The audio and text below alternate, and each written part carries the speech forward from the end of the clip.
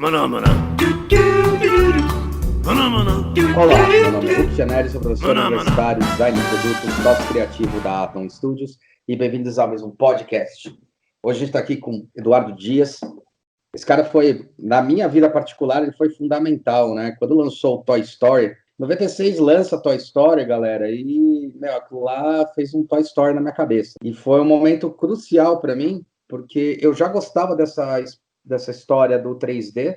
A gente não tinha quase nada, a gente tinha só alguns esquetes da própria Pixar. Mais velho, eu fui descobrir que ela surgiu e fazia esses esquetes, fazia esses curtas-metragem, né? Simplesmente para conseguir vender o material deles e tal. E, pô, me encantei, fui ver lá Toy Story no cinema e tal. Cara, e por causa de uma ex-namorada minha, depois que eu fui ver o filme, comentei com ela, uma ex-namorada minha falou: Meu, você já viu Cassiopeia? Eu falei: Não. O que é isso? Falou: Cara, um filme 3D brasileiro que saiu bem antes do que o da Pixar, né, do que o Toy Story. Eu falei, como assim, meu? E, cara, eu fui assistir, fiquei apaixonado, fiquei encantado por saber que, na verdade, o Brasil, durante muitos anos, alguns bons anos, foi o país que realmente fez a primeira animação 3D do mundo, totalmente 3D, que a gente fala, né? E daí a gente tá aqui com o Edu Dias, cara. Esse cara foi um dos caras que ralaram pra caramba pra essa coisa acontecer, meu.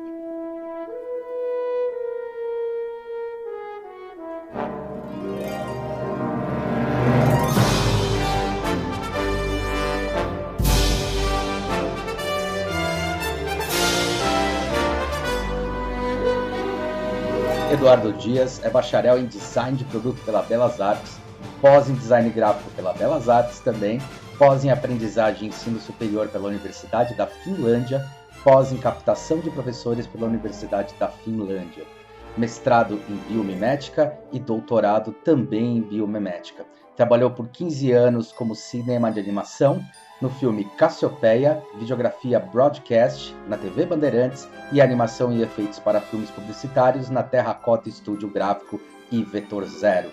Professor universitário desde 2000 e coordenador do Laboratório de Inovação e Empreendedorismo da Universidade São Judas Tadeu. É um prazer ter o Eduardo Dias aqui para falar um pouco sobre a história do grande Cassiopeia. Essa música que vocês ouviram aí no começo é a introdução do filme. Eduardo, obrigado por aceitar o nosso convite. Como é que você chegou até aí, cara? Como é que você escolheu o design, aliás? Cara, eu que te agradeço. Primeiro pelo monte de elogio aí que talvez eu não mereça, mas se você tá falando é porque de algum modo eu devo merecer, sei lá. Ah, mas influenciou pra caramba, bicho. E outro agradecimento por tocar numa coisa que foi tão... são memórias tão boas na minha vida, assim, que foi a época que a gente produziu Cassiopeia. Vou providenciar a comunicação holográfica com o Conselho.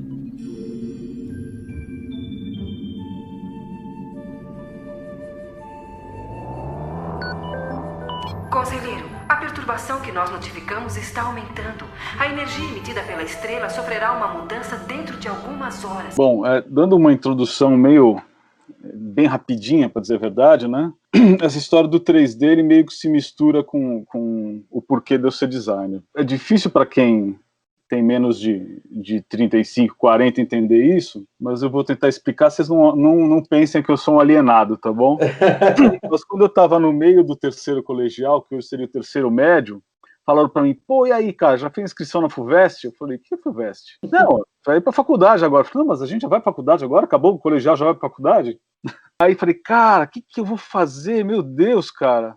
Meu pai é escultor, minha mãe é pintora, artista plástica, sempre teve arte na minha vida. Eu falei, acho que eu queria alguma coisa relacionada a isso, né? E coincidentemente estava...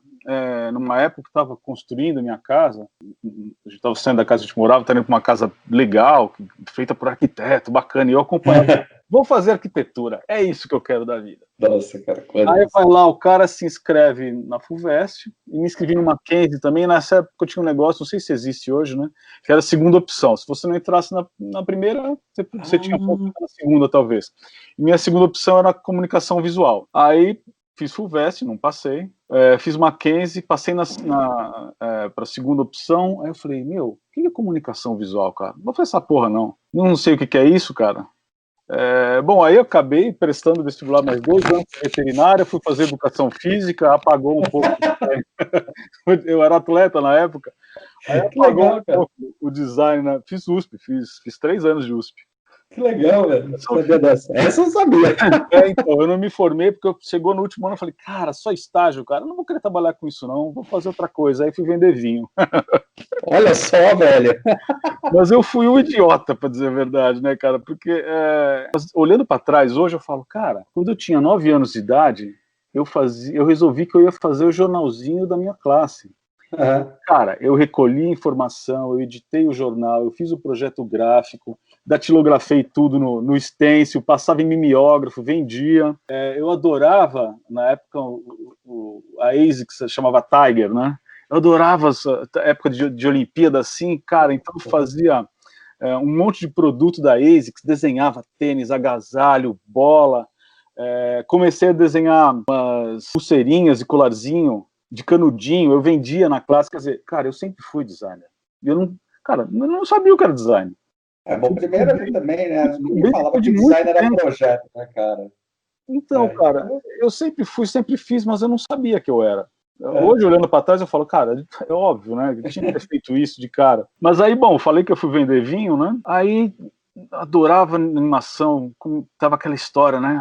O super propaganda do Hans Donner, o mago da computação gráfica, né? Pode escrever, as aberturas fantásticas. Isso. As pirâmides, pode escrever. Pois é, depois do dia que eu comecei a descobrir as fitas demo de software, eu descobri de onde que vinha a genialidade, né?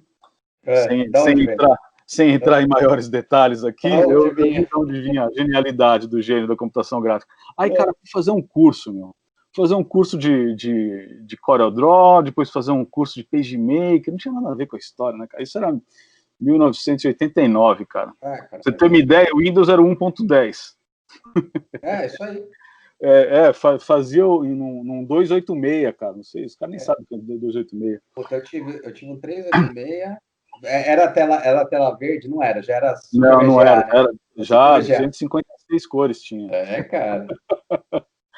Aí, cara, o lugar onde eu fiz curso, eu olhei assim, os caras trabalhavam com animação, né? Começavam a trabalhar com o Topaz e com o Chips. O Chips, ele era um programa Paint que tinha lá 16,8 milhões de cores. No CorelDRAW tinha 16, depois eu tive 256, com 18, 16 milhões de cores. Falei, pô, só perder esse negócio. 16 cores, tá, galera? Não é 16 milhões, é 16 cores, 256 cores, e o Chips e o Topaz, aí 16,8 milhões de cores. Era pequena diferença, tá? Nossa, era salto. Aí, cara, fui me enfiando. Eu sei que dali a pouco eu tava dando aula de computação do Corel e tava ajudando a fazer o manual. Os caras estavam traduzindo esse manual do Topaz. Bom, aprendi a animação meio na raça ali com os caras. Fui para uma produtora 92, eu fui para uma produtora chamada TGD. Você ainda não tinha feito design ainda? Não. Que louco, cara. Assim, mais ou menos, cara. Porque eu tinha... Nessa época eu comecei a ter... Foram vários escritórios que iam mudando de endereço, de nome, com um amigo meu de infância, que depois foi meu professor, meu amigo até hoje, o Marcelo Camber. Eu já tinha tido o escritório, primeiro de mocap, né? Chamava Mocacto. Nossa. Mocacto. Cara, porque ia mexendo com as... Ia mexendo na área porque estava dentro de mim, apesar de eu não saber o que era. Cara. Aí fui para essa TGD, fiquei um tempinho, época dos caras pintadas e tal. Eu lembro porque ela dava de cara com massa na janela, eu via as manifestações dali. Isso, velho. Eu tava no colegial ali na equipe, cara. Eu era dos moleques da equipe. Bom, me mandaram embora da TGD uma hora, eu falei, cara, o que eu vou fazer? E pensando no que eu vou fazer, um dia eu tô assistindo televisão, devia ser desses jornais da Globo aí. Passou o pessoal, os brasileiros estão fazendo um filme, não sei o que lá, de computação gráfica. Eu falei, meu, o que é isso, cara? E vai ter um evento em Pinheiros, tal dia, tal hora. Eu falei, cara, você tem que ir pra lá. Cheguei lá na Caruda, entrei, já catei um vinhozinho, né? Peguei um salgadinho, aí estavam passando um teaserzinho. Na verdade, mal eu sabia que aquele teaser era a única coisa que eles tinham, né? E nem a equipe não tinha, era só o Clóvis, né? Por enquanto. O Clóvis era o diretor, o criador, era o mentor do Cassiopeia. Eu acho que ele tinha tido a ideia, fez o teaser, juntou com o Nelo, que era o produtor. O Nelo, bela camisa, Fernandinho. Nelo Rossi, cara. Que pessoa maravilhosa, que cara legal. Os dois, o Clóvis também, né?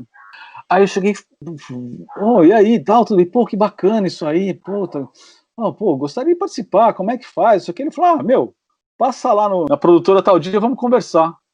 Cara, saiu o chão do pé, né? Cara, fiquei até tonto na hora, falei, que isso, cara? Fui embora maluco, né? Chegou no dia, fui lá na reunião, levei a minha fita Real, né? Minha demo, bem safada, né? Isso tudo feito no Topas, né? Pra vocês terem ideia, o Topas nessa época, nem 3D Max não tinha, não é que não tinha 3D Studio, não tinha 3D Max, que vinha antes. O Topas, ele... Eu não conheço, cara. Depois vou pegar umas imagens. Você modelava formas básicas, né? Se bobear, tipo esse Windows 3D que tem aí é mais forte, né? Ele renderizava as formas básicas, aí ele dava scale, ele dava um move, quer dizer, ele ampliava, ele movimentava e ele rotacionava, era isso que ele fazia. E foi com isso que nós fizemos Cassiopeia. Tá? É animal, velho. Bom, aí levei minha fita demo, meio safadinha, né? Só de logo voador, umas coisas tranqueiras. Mas, cara, como a gente não tinha ferramenta, a gente se virava. Pra você ter uma ideia, quando eu comecei a fazer lá naquela primeira escola lá, tinha o software que tinha 16 cores, sendo que 8 eram cores e as outras 8 eram as cores um pouquinho mais escuras. Cara, eu fazia ilustração em pontilhismo. Então, cara, a gente se virava. Tinha dessa, vou ver se tem um aplicativo na internet. Não, cara, não tinha dessa. Hoje o que a galera tá fazendo no pixel art, né? Então, mas a gente fazia porque não tinha jeito, né? Na unha. Porque era bonitinho. Era o fato, né? Aí levei meu Reel safado, conversando com ele, mostrei, ele falou, beleza. Então, a gente começa na segunda-feira. Eu falei, oi? Ele falou, não, a gente começa segunda-feira, tanto, acho que era $2.500 o salário, que era, sei lá, 10 vezes mais do que eu ganhava. Era um absurdo, né? Eu falei, tá bom, né? Isso era o quê? Sexta? Por aí, se não era sexta, era quarta, no máximo. Nossa, falando era sábado. Caralho, aí fudeu. Agora, lembrando, cara, a gente começou em setembro. Foi no dia de setembro, não lembro que dia não, mas falando agora... Caramba, meu, então a gente pegou bem um mês perfeito para fazer a entrevista. Isso foi setembro de 93, acho. Deve ser 93, Mais ou menos 93. Aí, beleza, fui embora, flutuando, voltei na segunda-feira. Cheguei lá, falei, puta, deve ter uma galera, não sei, uma equipe, uma maquinária. Eu chego, eu fui o primeiro animador contratado do Cassiopeia. Cara, não tinha ninguém. Quer dizer, na verdade, o cara tinha feito meio um quick start do jeito piniquim, né? Cara, meu. Vou fazer a balada, ver quem tá querendo, porque eu tô precisando de gente pra botar isso aqui de pé. Não, porque o Clóvis era meio assim, cara. O Clóvis, ele era bem fora do mainstream, né? Ele ganhou o Clio. Você deve lembrar do desenho do Bebê Johnson. É dele, né? Isso é década de 80. E ele trabalhava, tinha muito contato na área de design, de animação convencional. Cara, não tinha ninguém que fazia computação gráfica no Brasil, muito pouca gente. A Vetor estava começando, tudo muito pequenininho ainda, né? Então, ele tinha vários contatos e ele teve a ideia. Ele já tinha tentado fazer outros desenhos animados em convencional, assim. E, cara, ele cismou com esse e falou, eu vou fazer. Arranjou outro louco, que era o Nelo, que embarcou na dele, e foram os dois juntos. E é aquela história, né? Incrível que a gente consegue fazer quando não sabe que é impossível, né? Mas você sabe que é engraçado você falar isso, Edu, porque mesmo eu lendo todas eu gosto muito de ver essa coisa do que, como foi feito, né? Quando eu compro esses filmes, eu compro a fita dupla. Hoje em dia não é nem fita, você compra digital, mas eu compro sempre como é que é feito e tal. Todos os filmes da Pixar, todos os filmes da DreamWorks, eles sempre batem num ponto em que eles têm que trabalhar alguma coisa totalmente nova na unha. Eu lembro que Shrek foi um negócio do fogo, eles não sabiam como trabalhar o fogo, daí eles criaram um jeito para fazer o fogo, e agora você tem plugins para isso nos softwares. Dos Incríveis foi o cabelo, que foi a grande treta, daí os caras trabalharam, assim, mas assim, na unha, como é que ia fazer o cabelo, aí agora você tem um plugin, mas parece que em todos, né, cara? Todos eles chegam nesse limite, né? Cara, isso é muito... Eu tenho várias críticas aos americanos, mas isso é uma coisa demais neles, cara. Os caras vão e fazem, lutam e brigam, só que tem uma diferença, não desmerecendo, óbvio, os caras são foda por causa disso. Eu realmente bato palmo, tiro o chapéu, tenho vários livros aqui dos making-offs e tudo mais. Meu, é de tirar o chapéu. Só que vai mandar o neguinho se virar, uma coisa é se virar, tendo a grana que eles têm por trás, a tecnologia... estando no lugar nos Estados Unidos, vai importar coisa aqui, vai se virar aqui. Não, Não foi fácil, não, meu amigo. Não. Foi fácil. É outro nível. Então, o Clóvis, ele se juntou com o Nelo e resolveram o que ia fazer. O Nelo tinha uma produtora lá em Pinheiros, né? O filho dele, o Mark, é editor, a filha era produtora. Ele já tinha uma... O Nelo, na verdade, ele foi assistente, ele foi o braço direito do Rossellini, né, cara? Isso, Então, ele tinha uma puta de uma estrada, ele conhecia, ele era americano, era ítalo-americano, né? Morava no Brasil, mas era ítalo-americano. Ele trabalhou na Cinecittà, lá na Itália, então o cara é história de cinema, realmente, né? Então, bom, mas aí o Clóvis juntou, fez o teaser dele, ele modelou tudo, todo o design, todo o concept é do Clóvis, né? Tudo que todos os outros animadores, modeladores fizeram foi modelar o que tinha sobrado, que ele ainda não tinha feito, né? Tudo baseado nele. E, na verdade, acho que ele tinha um pouco disso de ser o controlador, mas acho que foi mais porque ele tinha que fazer o negócio virar e só tinha ele. Então, a hora que a gente chegou, cara, já tinha um monte de storyboard pronto, já tinha quase um monte de coisa modelada para dar o start e a gente tinha que sair animando. Então, já tinha um amigo dele que trabalhava com ele há um tempo, o Celso dos Santos, que é um dos animadores. O Edu, filho dele, começou com ele. Aí tinha o Antônio Zaret, que foi contratado também, animador. O Eduardo Caselta. E esses foram os primeiros. Né? Foram os primeiros. E junto, uma grande sacada do Clóvis é que a gente tinha junto, eu não sei se foi uma sacada, mas eu não sei o porquê da sacada, se foi por falta de confiança ou o quê.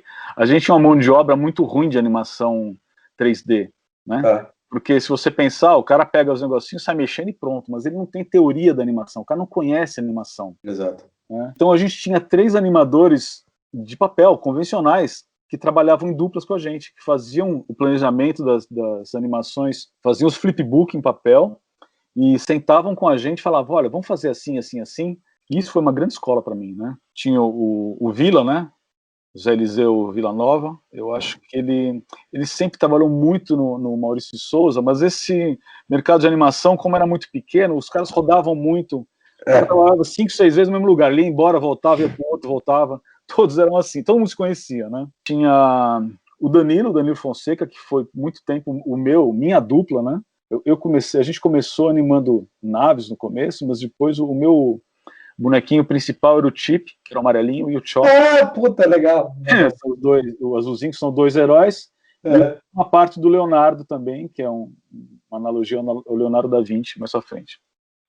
Então cada um tinha mais ou menos os seus personagens, se bem que no começo misturava, mas a gente começou a ficar especialista depois.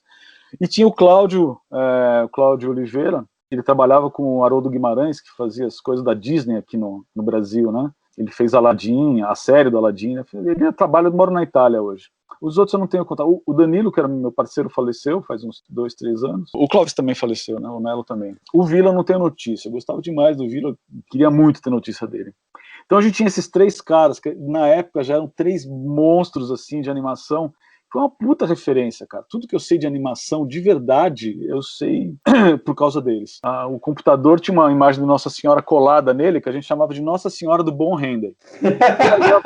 Lá, mesmo que fosse um flipbook, só pra ver como é que ficou essa nossa, esquecia, né, cara? Aí, cara, eu ia lá pra sala dos animadores, ficava vendo os caras animar na mesa de animação, entendendo, vendo os livros, assuntando. Então, cara, foi uma escola maravilhosa, cara.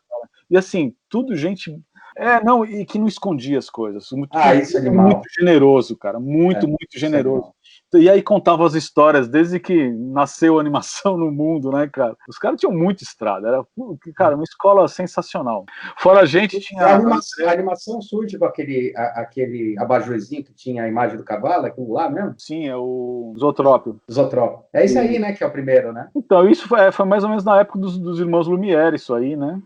Depois já tem a Gert, o dinossauro, aí vem vindo, né? Bom, aí tinha também a Andréia Anaia e o Carlos Vec, que eram de produtora, e eles faziam toda a produção, eles davam era meio que o nosso back-office, assim, tudo que a gente precisava eles faziam, eles providenciavam, cara, desde papel até planejar o render, deixar as coisas para renderizar. No começo a gente não tinha um render farm, né? Depois criou-se um render farmzinho lá, com potentes 386. Era turbo? Tinha um botão turbo que você apertava, só acendia uma luzinha, mas não sei exato. Não dava nada, né? Então a gente começou na sala da computação, tinha 4, 5 trabalhando com 386. HD de quanto? Vamos falar, galera, 128, 256 mega? Não, cara, devia ser 40, uma coisa assim. 40 mega? Tinha 2, 4 de RAM, não era? Não, 2 quad RAM. Não existia essas coisas, imagina. Para quem não está entendendo, 386, depois do 386 vem o 486, depois vem o Pentium, depois vem o Celeron, tá? Sabe esse Celeron maldito que ainda existe? Só veio depois.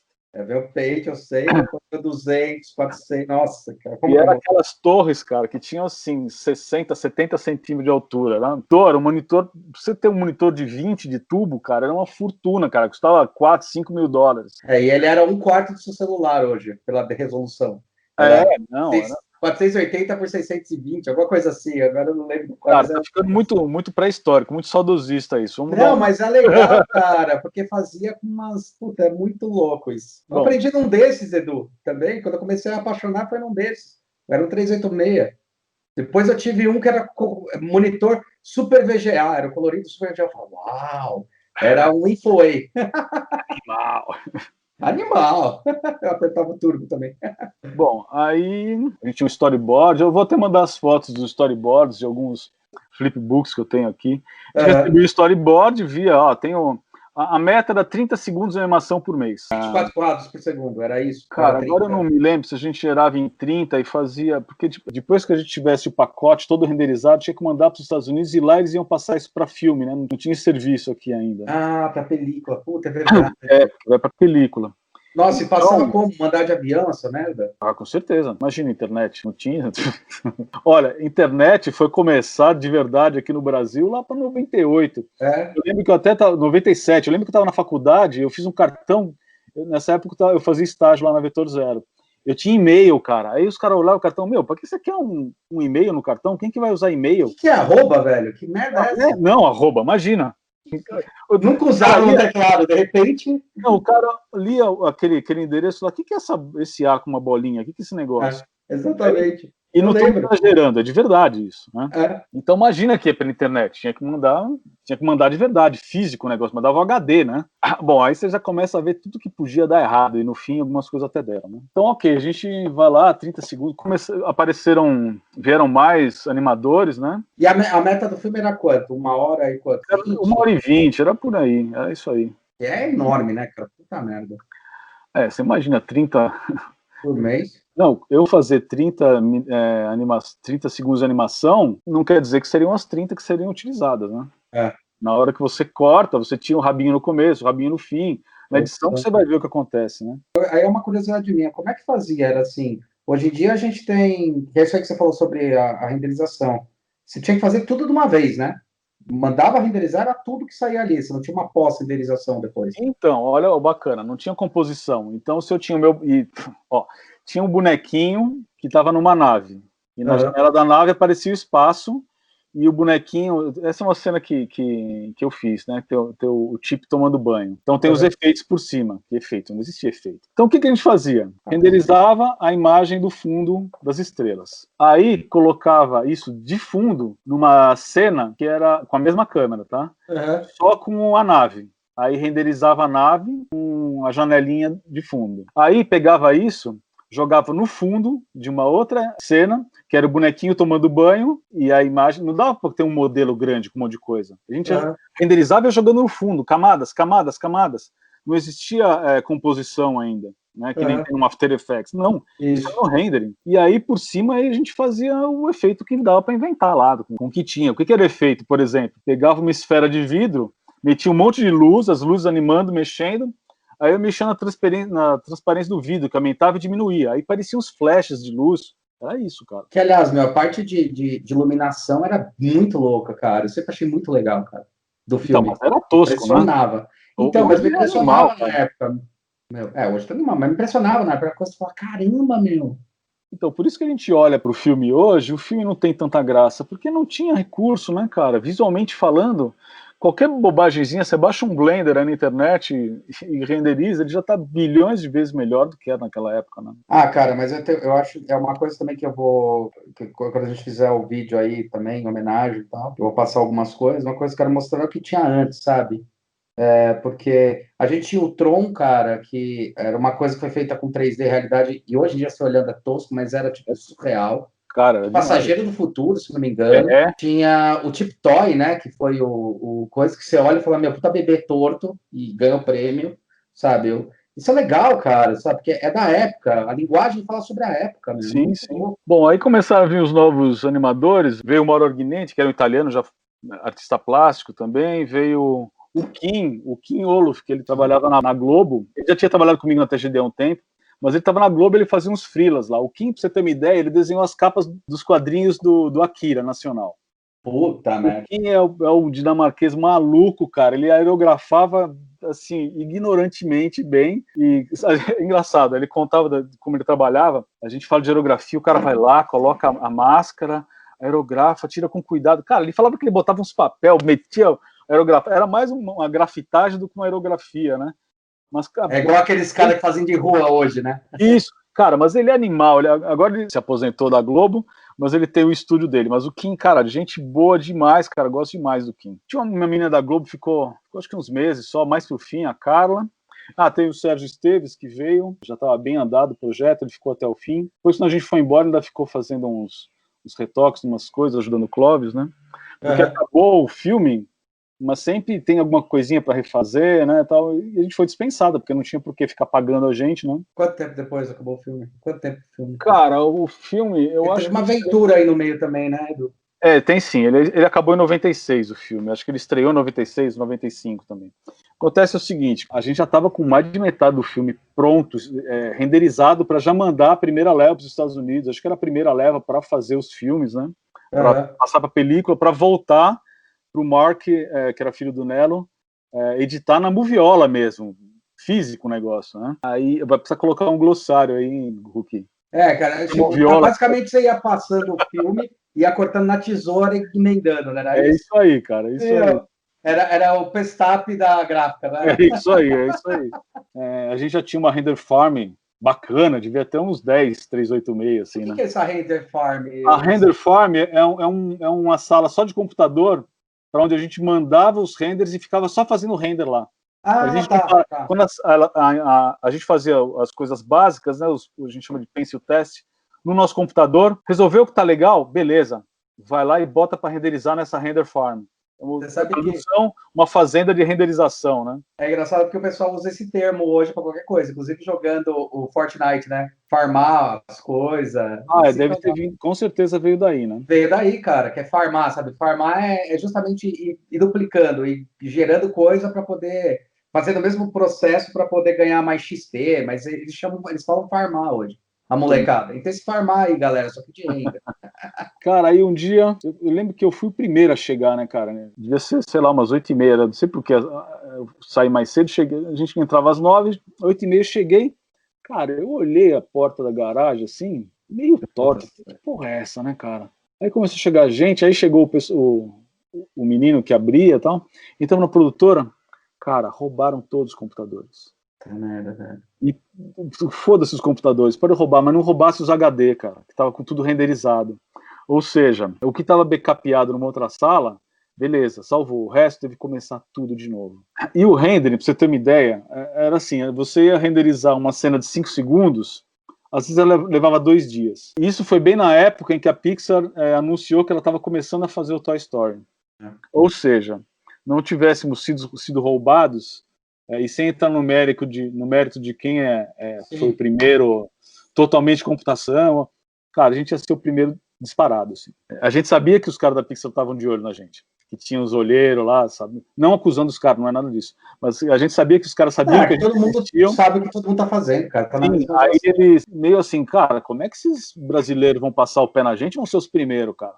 Aí já, montaram um esquema que era 200 animadores fazendo, sei lá, porra, aí não dá, né? E trabalhando com Silicon Graphics, é outra história. Fora que tem aquela coisa que todos os personagens, também não é desmerecendo, não, mas os personagens, eles foram feitos em clay e escaneados, né? Então, um negócio assim, né? Então, aí, esse era o argumento do Clóvis, né? O Clóvis sempre disse, não, a gente é o primeiro, porque tudo que tem nesse filme foi feito dentro do computador.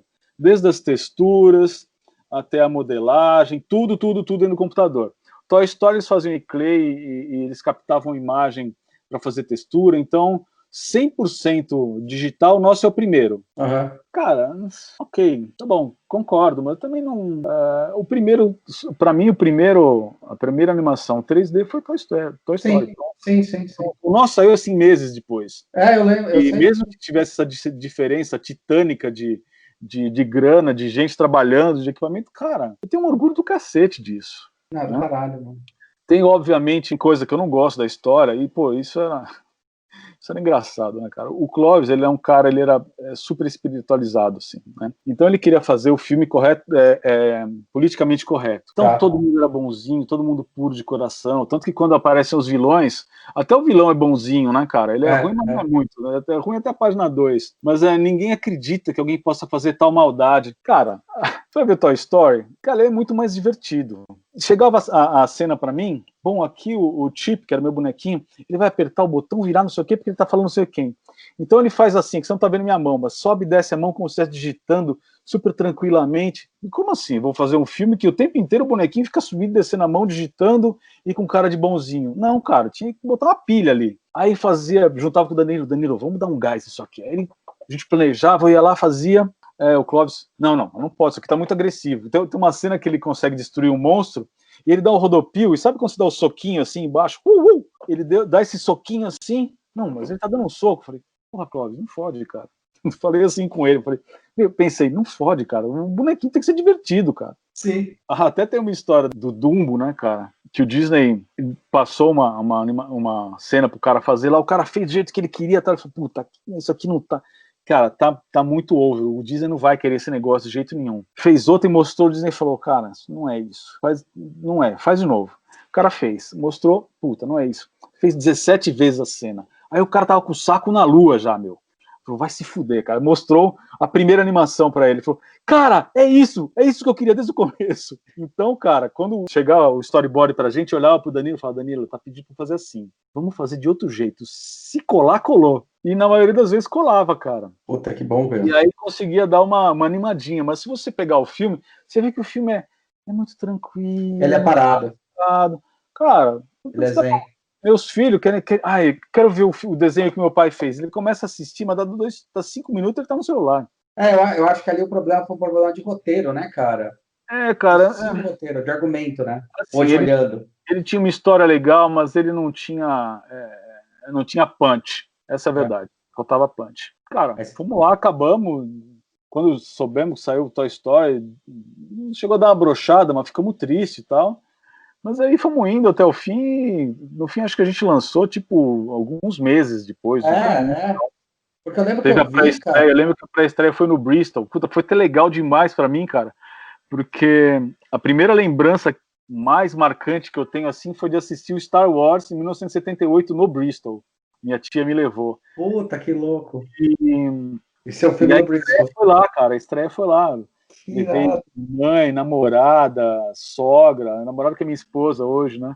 Cara, foi muito legal, cara. Foi uma fase muito bacana. Mas como tudo que é brasileiro, é uma história que fica meio esquecida, relegada, e ok. Tá bom, nós estamos lá na história. Se você abrir o IMDB, né? Tá lá meu nome, e tô feliz. Tenho o meu CD, meu DVD aqui, tudo bonitinho. E feliz de ter feito isso, cara. Foi uma fase muito gostosa, muito romântica da vida, assim. Cara, você trabalhar... Se eu pudesse, cara, eu trabalharia em cinema de animação a vida inteira. Até cheguei a ver uma época o pessoal da Disney aqui, fazer uns testes, eu fui, não rolou. Falei, não vou pra fora não, cara. Não sei se é uma preguiça, o que era. Hoje eu tenho um amigo que trabalhou comigo na Pixar, que tá lá na Sony, fez o Aranhaverso, tá fazendo outras coisas. Tem um moleque que foi meu estagiário, cara. Ele só fez Troia, Harry Potter, fez tudo que você imaginar de computação gráfica, Matrix, Senhor dos Anéis, tudo o cara fez. Ele trabalhou em todos. Ele tá lá até agora, o Lalo. Também gente boníssima, cara. E assim, óbvio, foi meu estagiário, não tô falando... Ele já era muito melhor que eu na época, mas eu digo, pessoas com quem eu convivi, eu poderia ter ido também, não sei se eu ia dar certo, mas não sei se eu não tive saco, não tive coragem, não, acabei não indo. Mas, cara, é maravilhoso fazer cinema de animação, é uma delícia, é um sonho, meu. Aconselho todo mundo que puder a meter a cara, viu? Agora, e design, quando é que você vai fazer a faculdade? Que daí... Então, aí vamos fazer o link com o design, né, cara? Não, você já fez, isso tudo que você está falando é design, mas eu fiquei curioso, mas caramba, ele terminou, ele fez a faculdade, ele fez durante... Não, eu entrei na faculdade, eu estava em Cassiopeia. Eu entrei em design em 95. Eu estava fazendo Cassiopeia. E aí é óbvio, aí você começa a fazer os links, você percebe, tem muita coisa ali que você vê que é design. Depois continuei trabalhando por um bom tempo com computação, trabalhei 15 anos, né? Eu estagiei na Vetor Zero. Da Vetor Zero era fácil o negócio, viu, cara? Eu trabalhava das 11 às 6 num lugar lá fazendo design, aí ia para a faculdade, das 7 da noite às 11, saía às 11 e ia para a Vetor, saía da Vetor às 4 da manhã. E nesse meio tempo eu li os 15 volumes em inglês do manual do TDI Wavefront, que depois virou o Maya, né? Assim que eu aprendi a mexer com essas plataformas maiores, cara. Deixa eu só perguntar um negócio. O Cassiopeia, ele foi em 3D Max, no final das contas. Tudo Topas Animator. Tudo Topas? Sim, nossa, cara. Eu achei que era Max, cara. A Crystal, que era a dona do Topas, o dia que ela descobriu que a gente fazia isso, nossa, cara, ela só faltou... Porque, assim, era um software que, era um softwarezinho.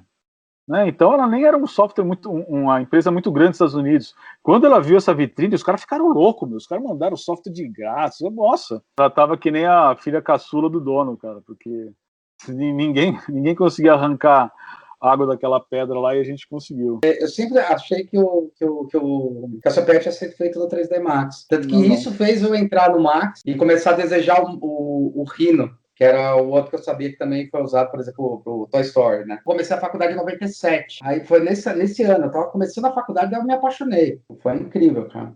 Tinha planos, o Clóvis tinha planos para fazer o segundo Cassiopeia, acho que ele chegou a fazer o roteiro, mas aí acho que não teve grana, não teve... E aí o esquema era, ia ter vários animadores que fariam empreitada, mas aí, quando você não tem todo mundo junto, cara, um monte de freela trabalhando, eu não sei por que não funcionou, mas para mim não funcionaria. O cara tem que conhecer a história de cabo a rabo, tem que ter envolvimento, tem uma série de coisas que tem que acontecer aí.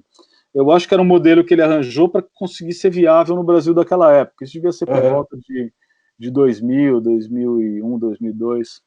Mas eu sei que não foi adiante isso aí. Eu tinha ouvido falar alguma coisa, viu? Isso daí do Cassiopeia. O que eu sei também é que tem um monte de gente que chega pra mim e fala, cara, eu trabalhei em Cassiopeia. Eu falei, juro por Deus? Não lembro de você não, filho. O monte, cara, é impressionante como os caras são cara de pau, meu. Não, eu trabalhei. Eu falei, você trabalhou? Eu trabalhei de cabo a rabo, cara. Eu fui o primeiro cara contratado. Você não estava antes de mim, e quando eu estava, você não estava. E eu só saí quando acabou, então acho que você não trabalhou, né? Cara, não é fácil, não. Como é que isso me levou pro design? Então, estando na faculdade, aí eu resolvi que eu ia fazer design, né, cara? Então, eu ganhava bem, eu falei, dá para eu fazer uma faculdade aí. Tanto que eu fiz Belas Artes, né? Uhum. E, aliás, eu fico pensando, não é possível que a Belas Artes custasse, não vamos entrar muito nisso, mas custasse naquela época que custa hoje, porque senão eu não ia conseguir pagar, né? Mas eu fiz Belas Artes. Cara.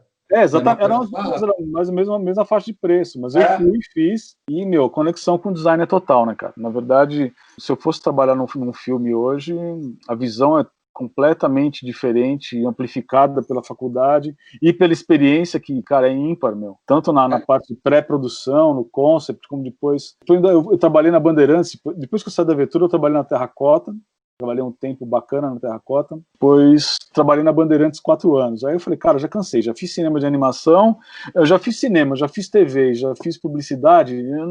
Era a época que começou a pipocar muito, os computadores ficaram mais acessíveis, muito programa fácil de piratear, então tinha muito picareta no mercado, e assim, de um momento para o outro, o segundo de animação passou de custar R$1.000 para custar 100. Eu falei, não, cara, esse mercado gigante eu não vou ficar entrando nisso, ficar trabalhando que nem... Aí tem um esquema de agência, né? Aí não valia mais a pena. Eu falei, não, cara, só se for por cinema, porque TV também, né, cara? Quem tem essa ilusão de, vou trabalhar na TV, cara, a TV é mais ou menos assim.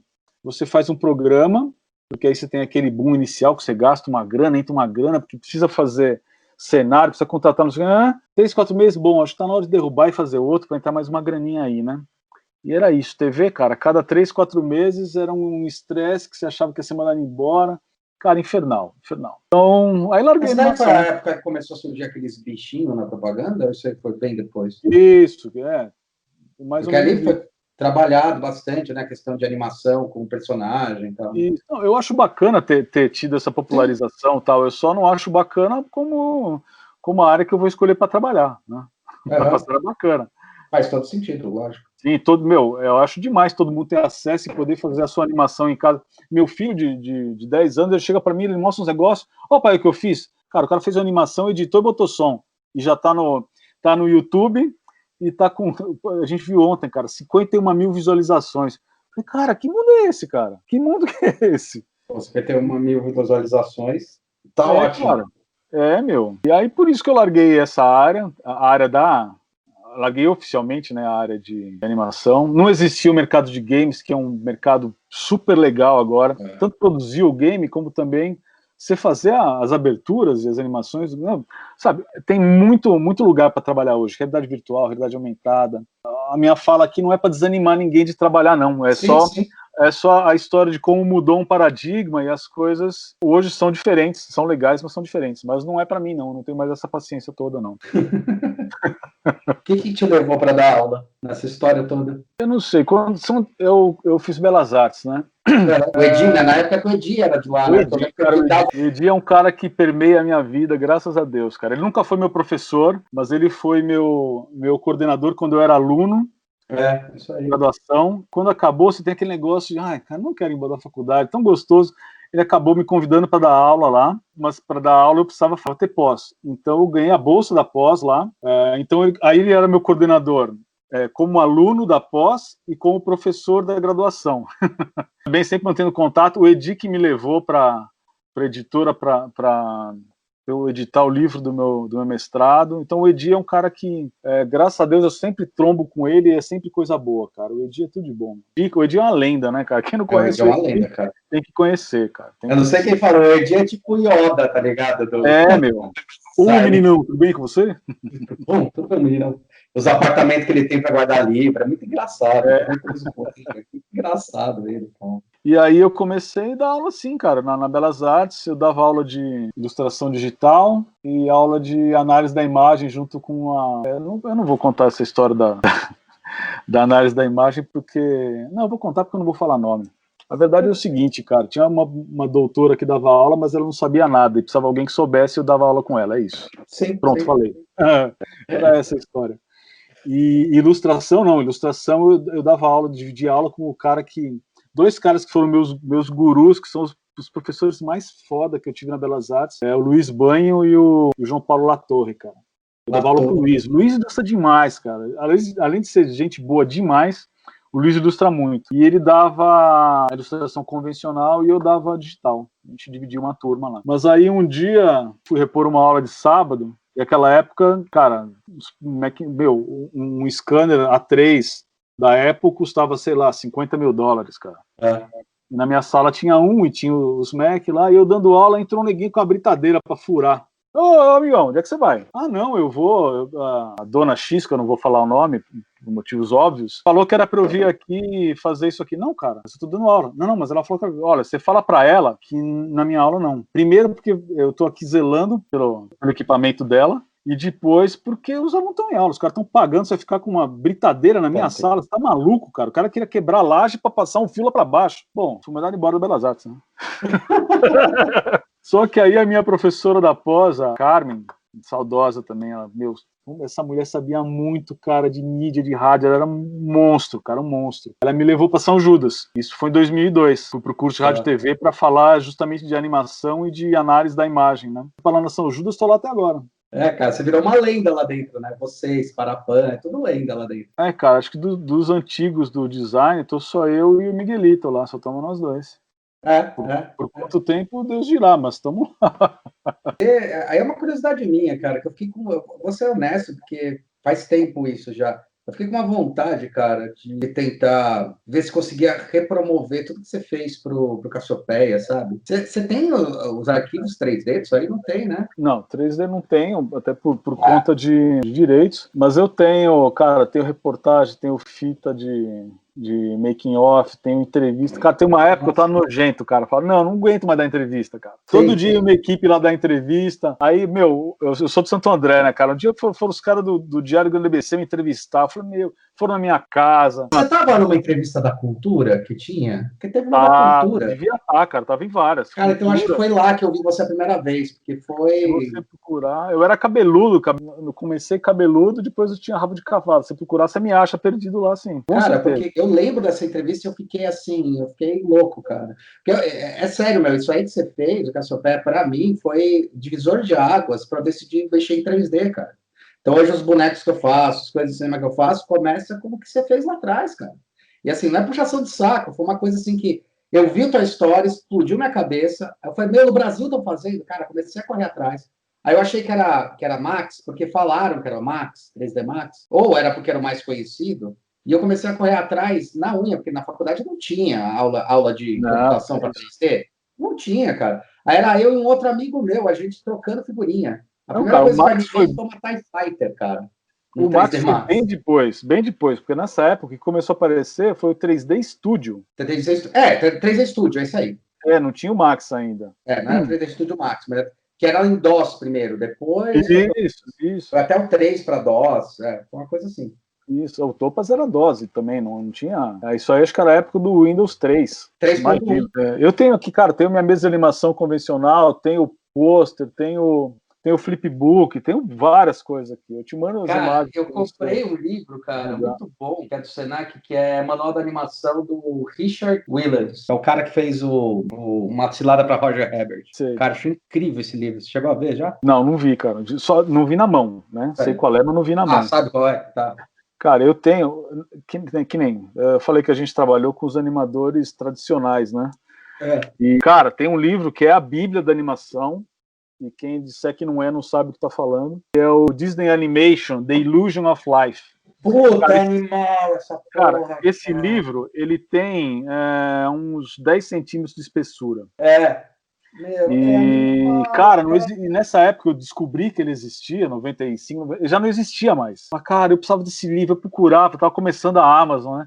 Eu procurava, não achava. Cara, o Vila falou, cara, eu tenho esse livro, eu tava precisando... Não sei se ele queria trocar o carro, será que ele precisa trocar de apartamento, que ele precisava de grana. Eu falei, tá a fim de fazer um rolo com esse livro? Cara, então eu tenho aqui o Illusion, que não dá pra você ver, vou mandar a foto. Ele só falta ter mordida de dinossauro no livro, de tão velho que ele é, cara. E, cara, com a assinatura dos caras das antigas, eu tenho a edição original, cara.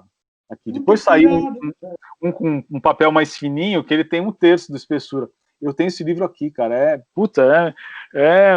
Tá como um troféu na minha... Que irado, cara. Prateleira aqui atrás. Foi engraçado, sabe porque eu tava perguntando isso? Porque foi engraçado. Eu falei, cara, ia ser muito legal se a gente conseguisse imprimir uns bonequinhos desse, né, meu? Mas, cara, minha esposa falou isso ontem. Eu vou modelar esses bonequinhos, eu vou imprimir 3 desses, então, cara. Ela falou, faz pra vender. Eu falei, não posso fazer pra vender, isso tem direito autoral, mas vou fazer pra mim, cara. Vou fazer pra mim. Cara, eu tava... se quiser ajuda, cara, eu vou ajudar com puta prazer, cara. Juro você.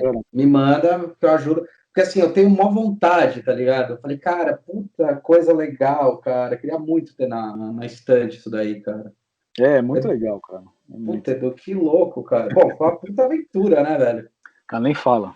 É uma coisa, assim, surreal de se ter vivido no Brasil, cara. Aquele negócio que você fazia e fala, meu, não acredito que eu tô aqui, cara. E tô junto com esse monte de louco. Sabe aquelas coisas? Sabe quando eu ia conseguir fazer um curso de animação tradicional com os caras que são os dinossauros, com os caras que começaram no Maurício de Souza, com os caras que trabalharam lá no... Sabe o Grilo Caetano? Sei. Da animação da Sharp? Os caras trabalharam lá com o Valberci, trabalharam com o Haroldo Guimarães. Putz, cara, imagina, que escola foi, cara. Foi um período de muito, muito aprendizado. Depois os caras perguntam por que eu não gosto de anime, né, cara? Eu falei, meu, vai pro inferno. Cara, por quem que você conheceu... não gosta? Não vamos ser injustos, né, cara? Não, eu sei que você entende o valor. Fica tranquilo. Por que você não gosta? Qual que você acha? Não, assim, tem alguns modos, alguns enfoques, né? Se eu for Aham. falar em Estúdio Ghibli, são histórias legais. Uhum. Mas talvez algum design de produção ali seja interessante, mas a animação é ridícula, né? Desculpa. A animação é ridícula. Se eu falo, por exemplo, de um Akira, é uma história completamente diferente. Sim, sim. De Akira, de Ghost in the Shell, Deixa eu... que ali tem animação. Mas os outros, cara...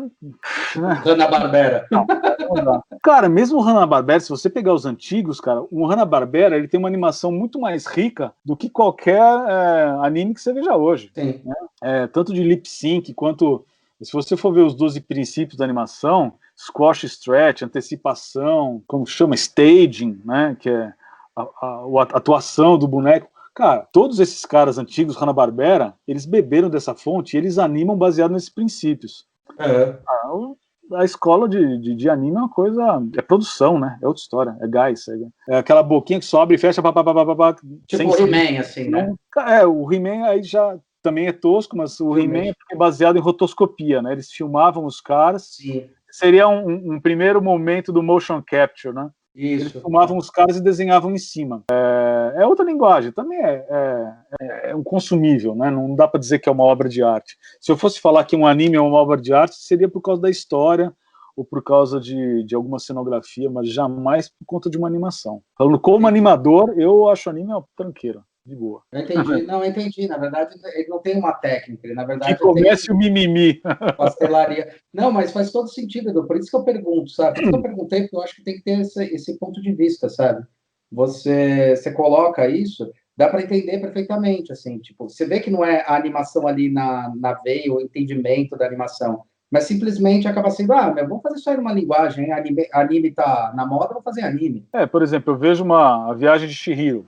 Cara, eu não tô olhando como simplesmente espectador, tô olhando como um animador. Claro. Ok, eu vejo uma história legal, eu vejo cenários interessantes, composição de quadro legal, mas, cara, a animação é pobrinha demais, cara, é de dar dó, assim, né? Qualquer um. Se você olhar para trás, uma Princesa Safira às vezes é mais interessante do que esse, tem uma animação mais bacana. Cavaleiro do Zodíaco, então, cara... Sim, Dragon Ball. Nossa, Dragon Ball tem vontade de chorar. Chorar, cara. Eu entendo. Tipo, um que eu gosto, não sei se você curte, mas eu gostava muito da linguagem, eu acho que ele bebia bastante do anime, e eu achei que ele fez um trabalho legal. Aí você que vai me dizer sobre o seu ponto de vista, é o Tartakovsky, cara, que fez as Meninas Superpoderosas. Eu acho que ele fazia uma animação legal, né, ou não? Então, cara, se você for olhar Meninas Superpoderosas, for ver Samurai Jack, isso. Se você for ver, cara, esse que... Como é que chama esse que tem agora, cara? O Irmão do Jorel, cara. Nossa, é muito bom. Meu, que desenho horrível, cara. Linguagem, vamos falar uma coisa da linguagem, outra vamos falar do roteiro, outra vamos falar da animação, outra vamos falar ali da composição. Cara, os cenários são sensacionais, cara. A linguagem eu acho muito legal. A animação, é mais ou menos, cara, mas não é a proposta. É a mesma coisa, eu não tô falando que anime é ruim. Anime tem a sua proposta. Sim.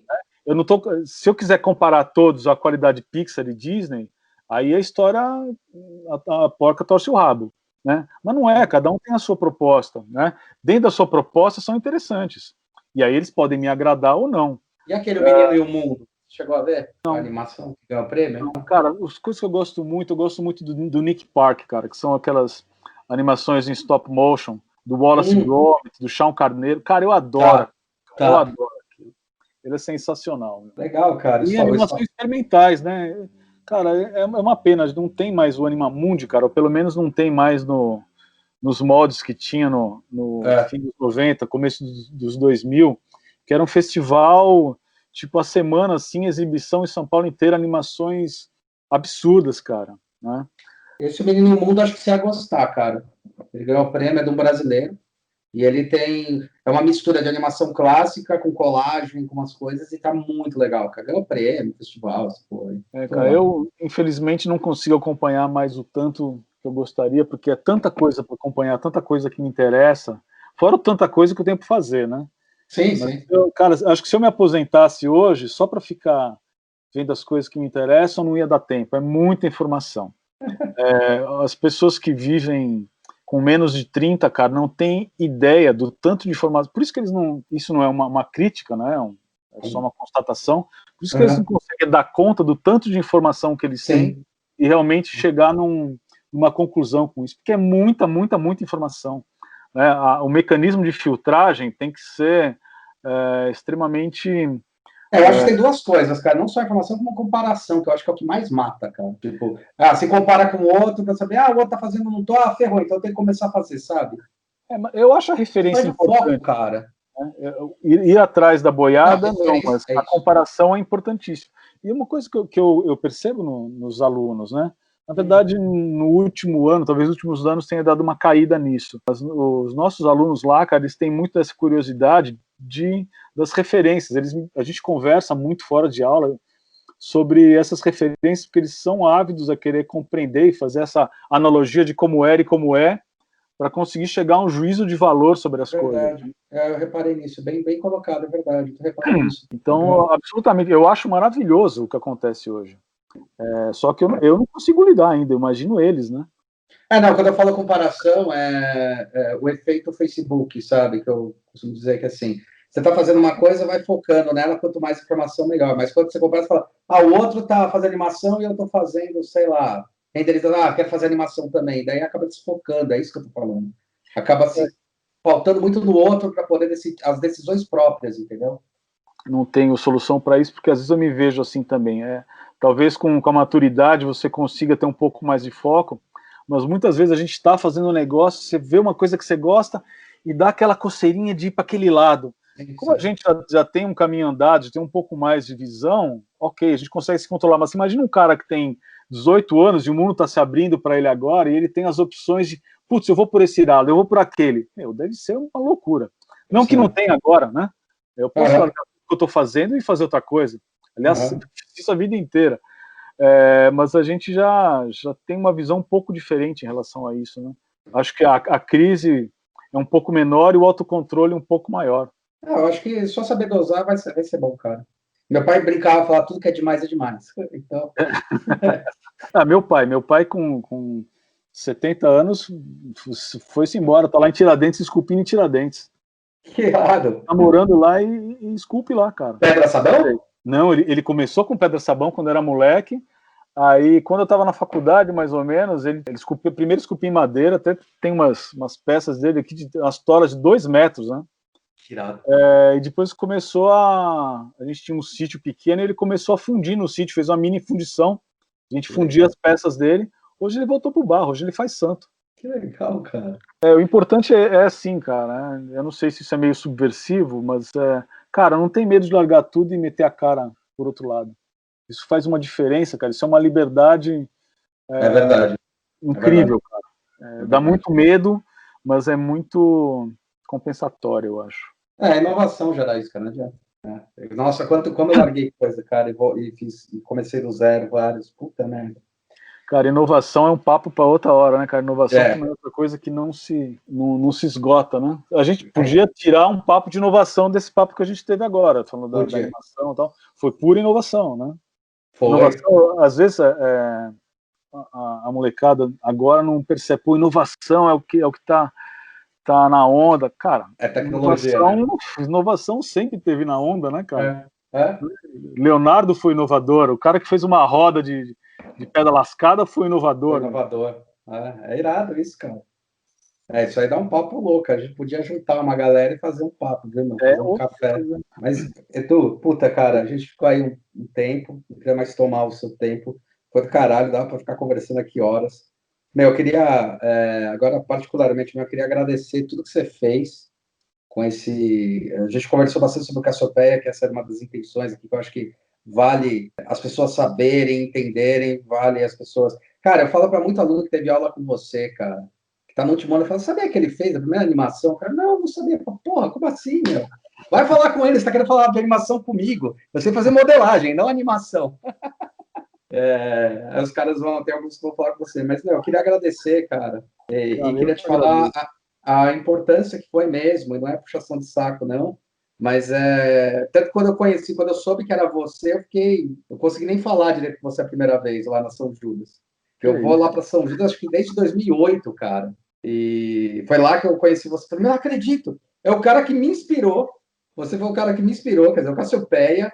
Você fez parte de uma obra de arte, que é a Cassiopeia, que foi o que me inspirou a começar a querer fazer 3D, cara. Eu falei, nossa, é isso que eu quero, bicho. É isso que eu babava, sabe? Então... Cara, eu fico lisonjeado, fico envergonhado também, né? Eu sou muito disso.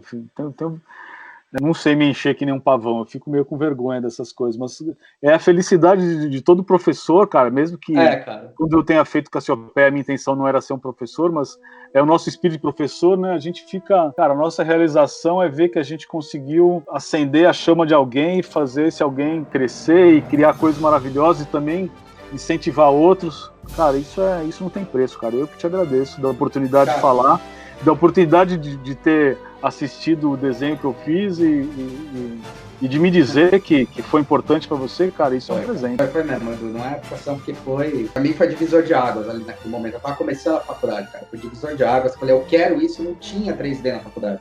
Não existia, bicho. Isso eu falava pra você, você aprende porcaria nenhuma, cara. Foi tudo, tipo, quero aprender, madrugada fazendo, aí indo na unha, tudo na unha. Primeiro 3D, depois indo na unha, pra poder desenvolver. Então, cara, eu queria agradecer, obrigado pelo bate-papo, cara. Obrigado pela mais uma aula. E depois manda as coisas aí que você tiver do Cassiopeia. E eu vou deixar isso aqui lá registrado. Se você precisar de eu ajudar a modelar, eu ajudo, cara. Principalmente a nave, se precisar, os personagens. Bacana. Vamos aí. Eu vou ficar empolgadíssimo pra fazer isso. Legal, cara. Beleza? É isso aí. Valeu, meu. Valeu, Edu. Obrigadão, cara. Bom 7 de setembro, queridão. Você também. Descansa um pouco, que amanhã começa a batalha de novo. Pois é. Falou, cara. Abraço. Obrigado. Falou, queridão. Abraço. Valeu. Tchau, tchau.